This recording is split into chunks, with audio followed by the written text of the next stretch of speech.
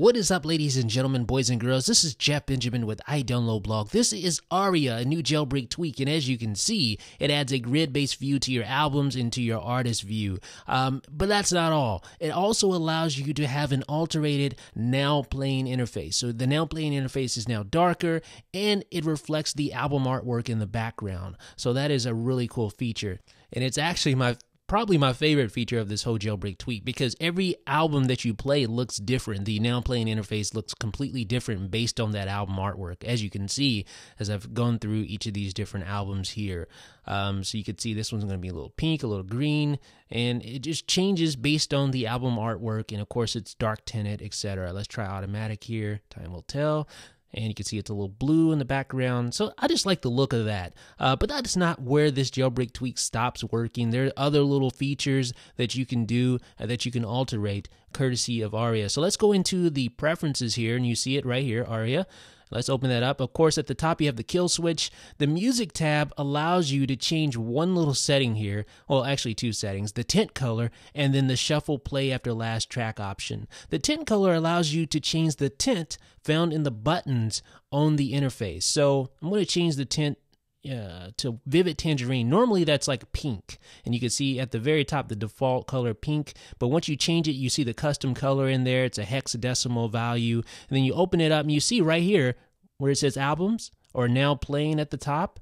You see that's sort of that tangerine color now. It's no longer that pink color. So that is one of the alterations that you can do courtesy of Aria. Change that tint color. We'll go back to default. And then you have the shuffle play after last track, so it continues to play even after your album is finished. It can continue shuffling through music. You have the grid views. You can change up the zoom animation when you open up an album. So when I tap on an album here, you see it kind of zooms in to the interface.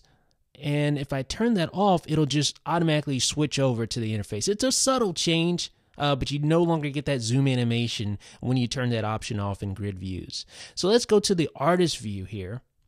And then, of course, you have show as a grid, so you can disable that grid if you want to and just go back to the normal way. You can also turn off scrolling labels, which show you long album titles and stuff like that. Same basic premise for albums. You can disable grid view, etc. Now, the now playing interface, you can disable that dark view and that blur that shows the nice album artwork. You can also enable a shuffle repeat button image and a rounded seek slider thumb little thing for when you're scrubbing through your music like this. You see that little scrubber? See how it's just like a little line there? You can change it to a circle just like the volume scrubber there. So I'm going to turn that on.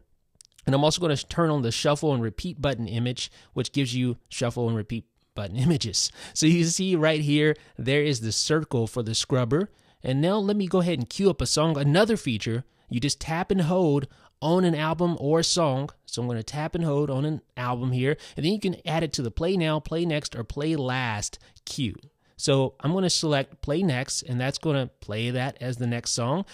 Or I can go and select this album as play next, and that's actually going to play it as the next song. So when I skip to the next song, it's going to be Hendrix, and eventually it'll get to that last album, or the first album that I queued up, because I kind of put this one before that. Now you can see that the buttons at the bottom are now image-based buttons.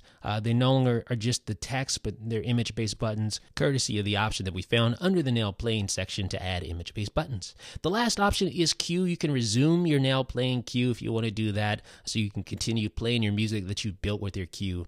And that's pretty much all there is to it, folks, but that's a lot of options, especially the queuing portion. I think that's the big premier feature, and the, of course, now playing interface changes as well. You can find this on Cydia's BigBoss repo for $1.99. It does require iOS 7. It is called Aria, and there's tons of options there. Queuing, now playing interface changes, and of course the grid-based view.